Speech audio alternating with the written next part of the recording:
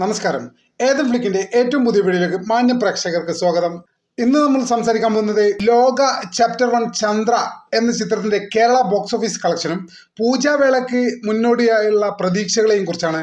കല്യാണി പ്രിയദർശൻ, നെസ്ലൻ എന്നിവർ കേന്ദ്ര കഥാപാത്രങ്ങളായി എത്തിയ ഈ ചിത്രം റിലീസ് ചെയ്ത് 23 ദിവസങ്ങൾ കഴിഞ്ഞിട്ടും കേരള ബോക്സ് ഓഫീസിൽ ആബ്സല്യൂട്ട് ഡോമിനേഷൻ തുടരുകയാണ്.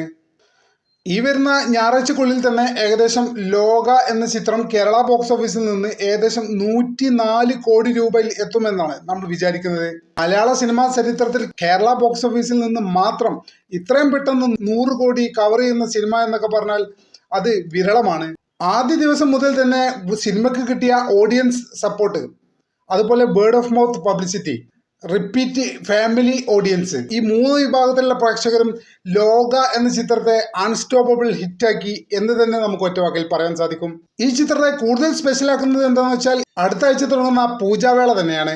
സെപ്റ്റംബർ 27 മുതൽ ഒക്ടോബർ 5 വരെയുള്ള 9 ദിവസത്തെ അവധി ഈ ചിത്രത്തിന്റെ തിയേറ്റർ റണ്ണിനെ വേറെ ലെവലിലേക്ക് എത്തിക്കും എന്നാണ് പ്രതീക്ഷിക്കുന്നത്. ഇപ്പോഴത്തെ ലെവൽ വെച്ച് നോക്കുകയാണെങ്കിൽ തന്നെ ഏകദേശം ഈ ദിവസങ്ങളിൽ കേരള ബോക്സ് ഓഫീസിൽ ലോക എന്ന ചിത്രം ഏതാണ്ട് 700-800 ഷോ ഹോൾഡ് ചെയ്യാനുള്ള സാധ്യത കാണുന്നുണ്ട്.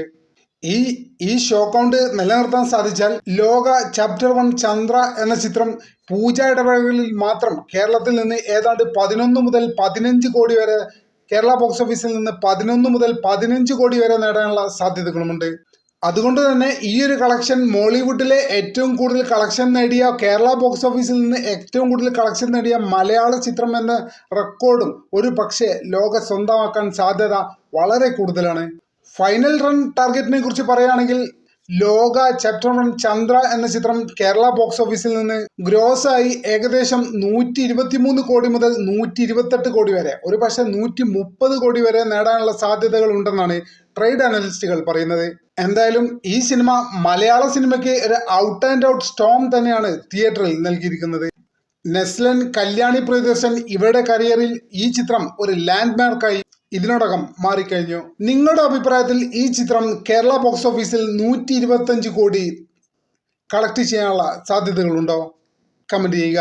ചാനൽ സബ്സ്ക്രൈബ് ചെയ്യാത്ത പ്രിയപ്പെട്ടവർ ഇപ്പോൾ തന്നെ സബ്സ്ക്രൈബ് ചെയ്ത് പിന്തുണ നൽകണമെന്ന് വിനീതമായി അപേക്ഷിക്കുന്നു. എന്തായാലും മറ്റൊരു വീഡിയോയുമായി ഉടനെ തന്നെ കാണാമെന്ന പ്രതീക്ഷയോടെ തൽക്കാലത്തേക്ക് വിട പറയുന്നു. നന്ദി, നമസ്കാരം.